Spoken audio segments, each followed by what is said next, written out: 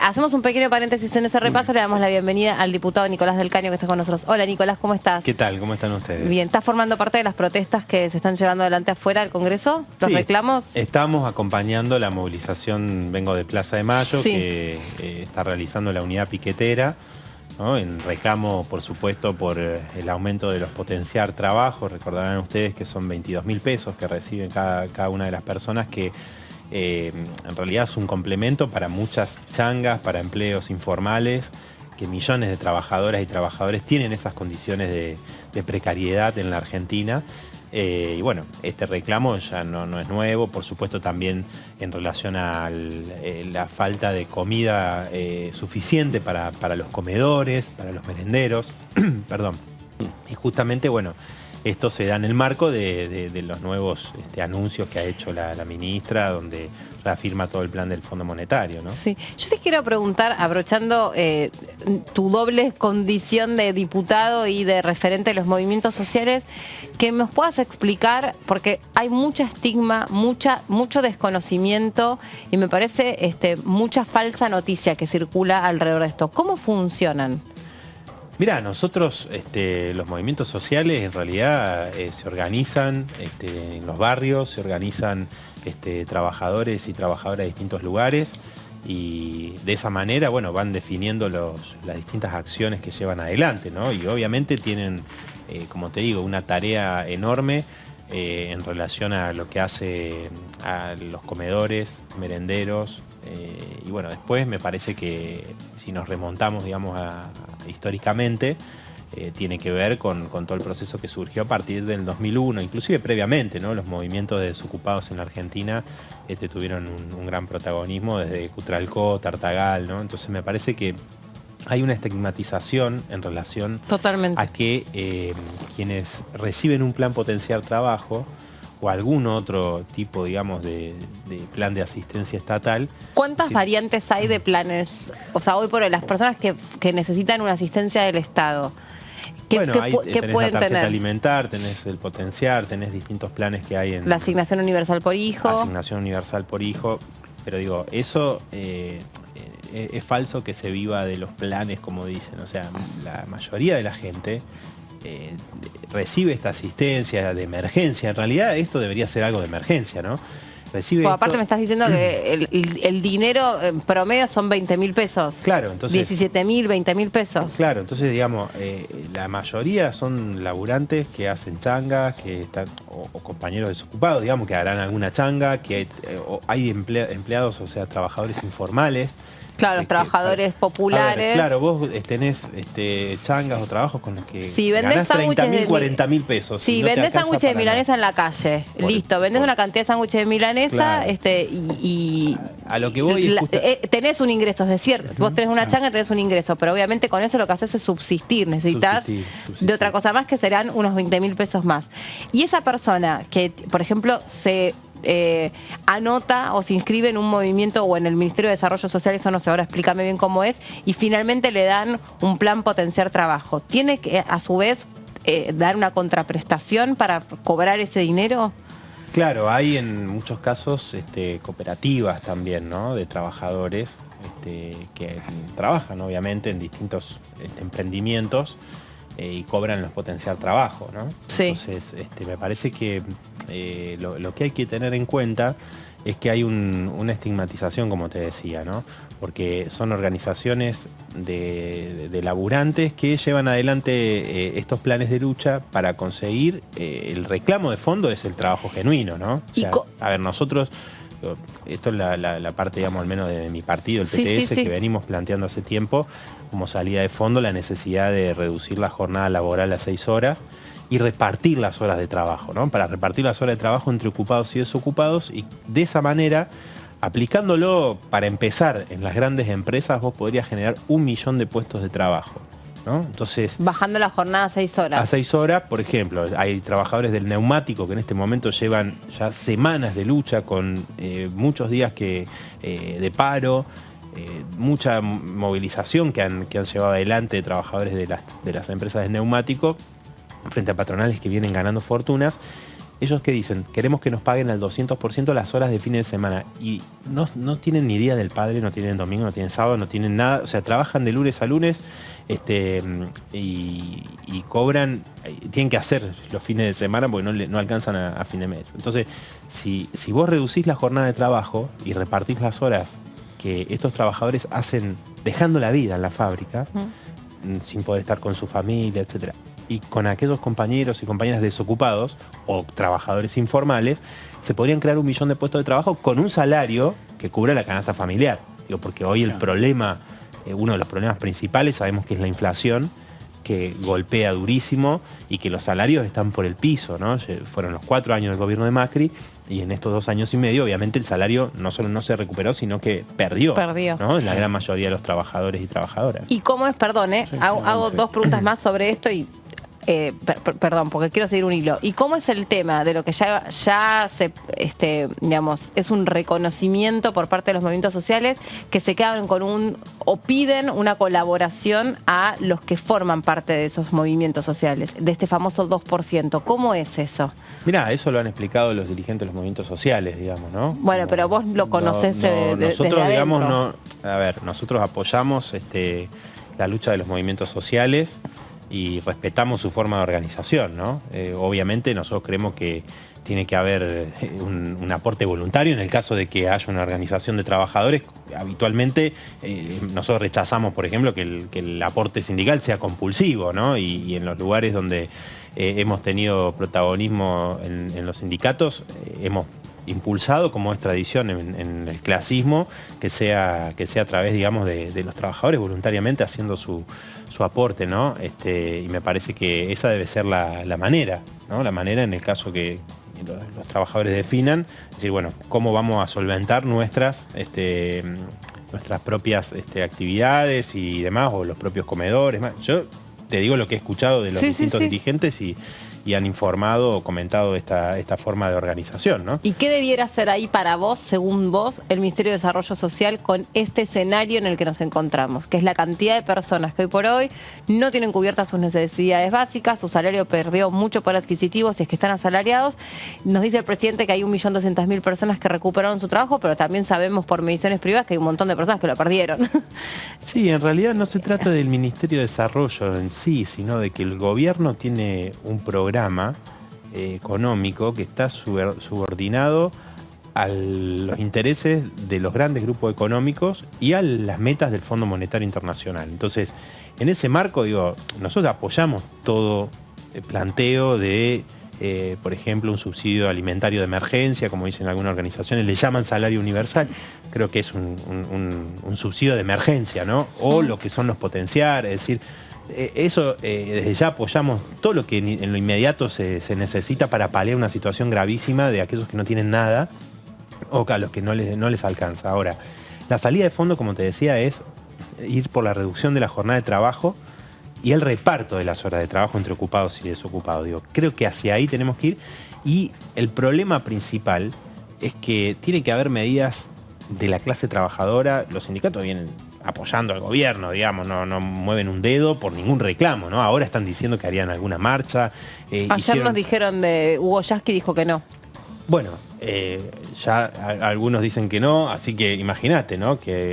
¿Cuál es la situación que tienen los trabajadores y trabajadoras? Entonces, nosotros creemos que tiene que haber una unidad entre ocupados y desocupados, exigiendo un paro nacional. Estamos exigiendo un paro nacional. Hoy la movilización también exige un paro nacional, un plan de lucha que pueda lograr aumento inmediato de salarios, ¿no? De jubilaciones, que se actualicen los salarios de manera automática en función de la inflación. Eso es lo que planteamos nosotros del Frente de Izquierda en un proyecto, y que el salario mínimo cubra el costo de la canasta básica total, al menos, ¿no? Que ni siquiera mide el alquiler, la canasta básica total de pobreza del INDEC, ¿no? Pero está arriba de 105.000 pesos hoy. Entonces, claro, lo que pasa, diputado, acá hay 2 cuestiones, ¿no? Que quería preguntarle. Una, el tema de la emergencia que usted plantea. Todos los programas sociales han venido en los últimos años a cubrir emergencias, se han quedado, se han eternizado. El salario básico universal está planteado con buenas intenciones y todo, pero también correría el peligro de que en una situación de emergencia después quede. Y la pregunta ahí es, ¿Cómo el Estado puede sustentar esto? Un Estado que hoy está colapsado, un Estado donde la ANSES, la caja de ANSES, básicamente está destruida porque no hay empleo justamente formal en la Argentina en su gran mayoría. Y el otro tema es, usted decía, bueno, generar puestos de trabajo y cubrir las jornadas laborales en las empresas. Hoy vemos la última encuesta de la UCA, que acá te la traía Meli. Ah, sí. 1 de cada 4 chicos jóvenes de entre 18 y 24 años no estudian ni trabajan. Entonces, ¿cómo una empresa, ¿de las características que usted le... ¿De 18 a 24 dijiste? Entre 18 y 24 años, 1 de cada 4 no estudia ni trabaja, es la última encuesta del Observatorio de la Deuda Social de la UCA. ¿Cómo esas empresas van a tomar a estos jóvenes si no están capacitados, ¿no? Claro. Entonces, digo, es buenísimo ofrecerles trabajo, pero nadie los va a tomar. Bueno, yo creo que obviamente si el que no esté capacitado habrá que capacitarse, y no creo que no haya voluntad de hacerlo por parte de esos jóvenes, ¿no? Sino que no hay ningún tipo de posibilidades, de oportunidades. Y tengo muchos ejemplos, por el caso de en Toyota se había dicho de que en realidad no tenían gente que fuera idónea para los puestos de trabajo, y hubo muchas denuncias de jóvenes que decían, no, mirá, yo tengo toda esta experiencia y a mí no me convocaron, a pesar de haber presentado todos los currículos. Entonces, digo, eso me parece que hay que verlo como un problema más de fondo, me parece, ¿no? Vos señalás el problema de las finanzas del Estado. Y bueno, es que hay un saqueo constante de parte de los grandes grupos empresarios y del Fondo Monetario desde hace años. O sea, tenemos una debacle. Los grandes grupos empresarios y los políticos que gobiernan para ellos nos trajeron hasta acá. La Argentina está en una situación de decadencia constante, porque la clase dominante nos ha conducido a esto. Entonces, si vos no cambiás estas políticas que nos llevaron a un salario que hoy es la mitad en términos reales en el poder de compra de lo que era hace 30, 40 años, ¿no? Si vos pasaste de 4% de pobre en los años 70 a 40%, bueno, evidentemente estas políticas no van más y las siguen repitiendo. O sea, se va Guzmán y asume una ministra que anuncia el ajuste que soñó Guzmán y que no pudo aplicar. Entonces, que no le dejaron. O que no le dejaron, lo que quieran, pero digamos, en términos del contenido de la política económica, no difiere de Guzmán, sino que profundiza lo que planteaba Guzmán. Entonces, ¿cuál es el punto? Nosotros vamos a una salida de fondo.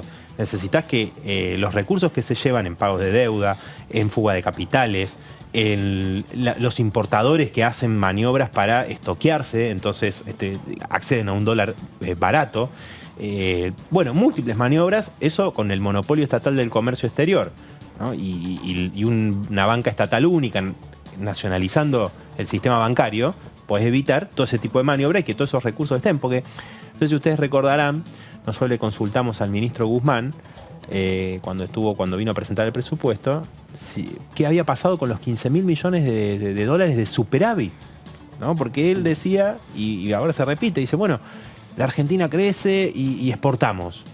Bueno, pero ¿por qué esa sangría de dólares de la Argentina? Por todos estos motivos que explicaba recién. Entonces, si vos no tomás medidas de fondo, y bueno, vamos hacia nuevas crisis que siempre las pagan los mismos, ¿no? Los platos rotos los pagan la clase trabajadora, los laburantes.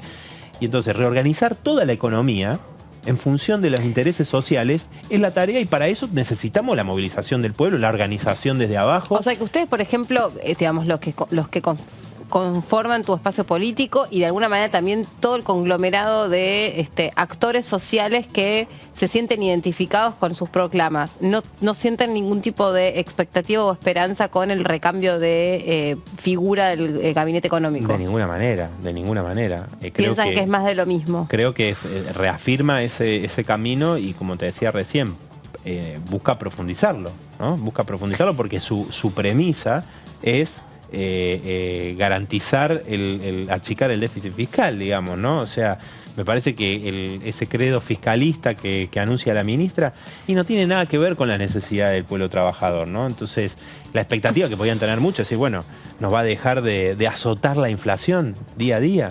¿Vamos a tener algún anuncio en función de cómo mejoran las condiciones para los trabajadores que están ultra precarizados, que hacen 1, 2 laburos, 3 trabajos porque no te alcanza y no tenés vida? Digo, eso es una situación o algún anuncio que vaya hacia la educación pública, que los pibes hacen sentadas, hacen frazadazos porque se mueren de frío en las escuelas, pero no tienen ni ventana, porque no tienen gas.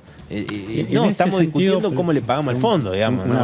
Bueno, y perdón, perdón, Leo, eso lo que dice recién Nicolás, digamos, esta reunión que nos cuenta la ministra de Economía que mantuvo con Cristalina Georgieva, la declaración que se desprende por parte de la referente del Fondo Monetario, es que se vienen medidas dolorosas, fue la palabra que utilizó, para la Argentina. O sea, dolorosas para una Argentina que ya, para mi gusto, es una opinión personal, ya está en terapia intensiva. Entonces, falta que se le caiga un cascote en la cabeza, porque, digamos, que sea más doloroso lo que ya estamos pasando.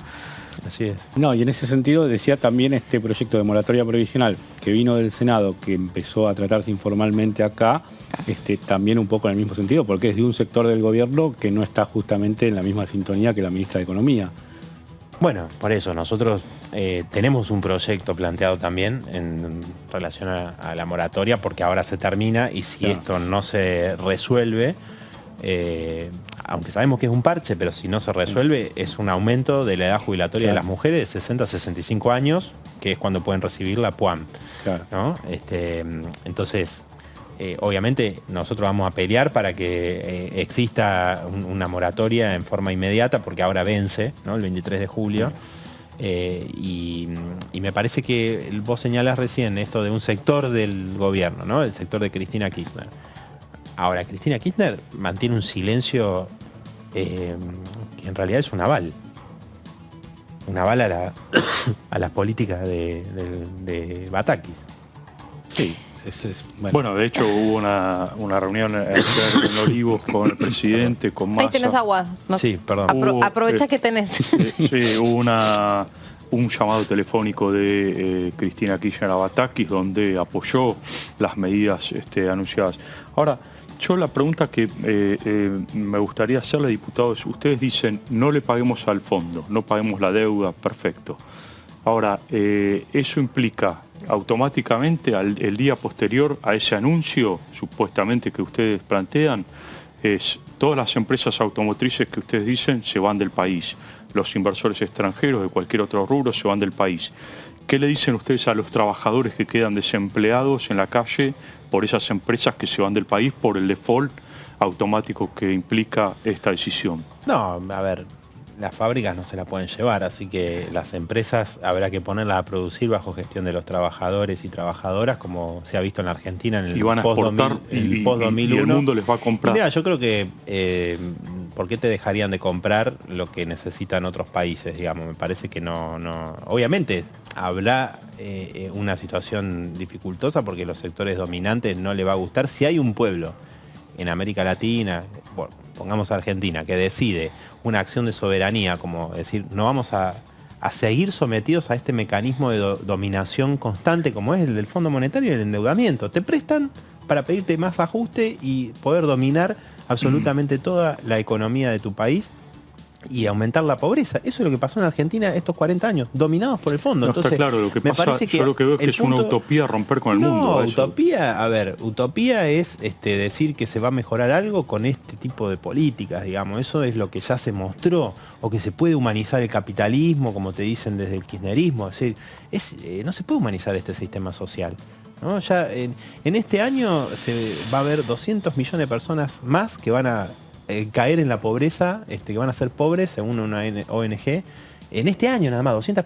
millones de personas en el mundo. Tenés las guerras como la que estalló en el corazón de Europa, tenés la pandemia, o sea, es un sistema y la desigualdad constante. Entonces, digo, me parece que de lo que se trata para salir de esta situación es de patear el tablero, es decir, poner una política al servicio de las necesidades sociales de las mayorías trabajadoras y no de ese pequeño puñado de grandes grupos empresarios que, digo, no es solamente en Argentina, el fenómeno de los súper ricos mientras aumentan los pobres es un fenómeno mundial, ¿no? ¿Cómo generás, digamos, mientras algunos nos dicen la Argentina está creciendo, por ejemplo, voy a traer un ejemplo chiquitito y perdón la autorreferencia, Pero el otro día me llamó la atención, tuve que ir con mi hija a un shopping y estaba lleno de gente que estaba consumiendo. Casi me voy porque que estaba tan lleno explotado. Entonces digo, qué loco. O uno escucha, por ejemplo, el otro día escuchaba una entrevista que le hacían a una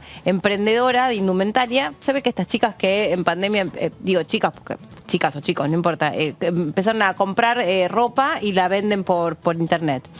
Y dice, como nunca antes tengo un montón de pedidos, tengo la cantidad de demanda de cosas, gente consumiendo, explotando, porque claro, como no se sabe cuánto va a aumentar, me empiezan a comprar. Pero a su vez, yo siento que no, que nunca estoy, digamos, cubro las necesidades de los demás, respondo, pero nunca gano más, ¿no? Porque siempre yo cada vez compro a su vez a otros proveedores más caros y ya, como ya me lo compraron a un precio, nunca alcanzo.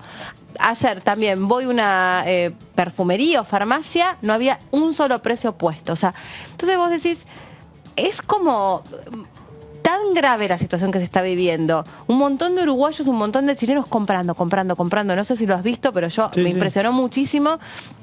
Pero comprando, ¿qué te puedo decir? Cepillos de dientes, no comprando pares de zapatos, o sea, comprando, haciéndose la América con nosotros. Entonces, decís, por un lado parece que hay en determinados sectores un poco más de liquidez o de consumo. Yo no sé si será por el aguinaldo para algunos personas afortunadas, pero ¿cómo desparramás eso? ¿Cómo repartís eso? ¿Cómo haces que toda esta gente que hoy está incluso con una changa no tienen un mango? ¿Cómo puede ser? Los alquileres, los precios de los alquileres.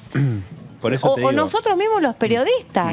Tenemos 3 laburos en el mejor de los casos y no tenemos ahorro. Y somos profesionales. Por eso es que, insisto, si vos no reorganizás toda la economía y ponés como prioridad las necesidades sociales, es decir, ¿quién podría pensar en que construir countries de lujo hoy es lo prioritario frente a planes, por ejemplo, de viviendas que se necesitan porque hay 3.800.000 familias en Argentina que tienen un grave problema habitacional? Entonces, claro. ¿Vos qué privilegiás? ¿La especulación inmobiliaria o las necesidades sociales? Y se privilegia la especulación inmobiliaria, o sea, está dominado por esa sed de ganancia, por ese lucro, por esos grupos empresarios que además te ponen en la ley de alquileres, fíjate, ¿no? Obviamente que si vos tenés este problema de inflación, no hay ley de alquileres que aguante, ¿no? Ahora, todo lo que se plantea ahora de reformulación a la ley de alquileres tiene que ver con el pedido del lobby inmobiliario, ¿no? O sea, los que alquilamos sabemos, si a vos te van a actualizar cada 3 meses, y es porque ellos quieren ganar. ¿Qué salario se actualiza cada 3 meses? A ver, no hay mucho salario por lo menos para la mitad de los trabajadores que están en la informalidad, no tenés salario que se actualizan cada 3 meses y menos al valor de la inflación, ¿no? Entonces, digo, creo que hay que ir a fondo en este tema, ¿no? Reorganizar toda la economía en función de esas necesidades es lo único que puede permitir que haya un horizonte para la juventud, para esos jóvenes que ustedes decían recién que no trabajan ni estudian porque no tienen posibilidades, no tienen futuro, ¿no? Ayer yo estuve en la ciudad de La Plata, por ejemplo, con jóvenes secundarios. ¿Y qué decían? Y contaban, y la verdad que ven un panorama muy difícil. Primero, las condiciones en las escuelas venían de toda esta... De toda la cuestión estructural, edilicia. Claro, toda la movilización por la cuestión estructural que los los mantuvo muy organizados en estas últimas semanas, pero después hay muchos debates entre las pibas y los pibes también sobre qué va a hacer, ¿no? De ahora más, el tema del trabajo surge como un tema fundamental, ¿no? Pero no es un sector minúsculo, digo, porque... la última que ya tenemos que ir a la pausa. El argentino medio me parece que no sé si está pensando en una reorganización de la economía como la que ustedes plantean. El argentino medio, digo, ¿no? Es muy individualista, el argentino medio piensa en el hoy, no piensa mucho más, estoy generalizando, ¿no? Pero digo, la clase media, en líneas generales, no sé si quiere esta gran reformulación, romper con el fondo, no pagar nada, compartir su trabajo, su hora laboral con otro trabajador. No sé, si culturalmente eso encaja en un país como la Argentina. Yo creo que, por supuesto, hay sectores, digamos, que donde toda esta idea que se difunde de muchos sectores, el individualismo puede tener algún asidero, ¿no? Algún peso, pero me parece que se trata de partir de las necesidades reales, ¿no? Es decir, si los sectores de las clases medias que los arruina esta situación de inflación, si los trabajadores que tienen que dejar la vida en la fábrica, como yo les comentaba, del neumático, están en un plan de lucha en este momento, una pelea colectiva, no dejando de lado ese individualismo. Si los trabajadores desocupados que salen a pelear por una asistencia mínima como es el alimento, como es un subsidio de un potenciar, bueno, para realmente conseguir esas cosas mínimas necesitas ir a fondo y te vas a dar cuenta que con este gobierno, con estos planes, con la oposición que te dice que hay que hacer más ajuste todavía, no vas a resolver ni siquiera esas cosas mínimas por las que mucha gente hoy está preocupada, ¿no? Y que necesita resolver. Gracias por haber venido. Por favor, gracias Muchas gracias por haber hablado hoy con nosotros. Tenemos que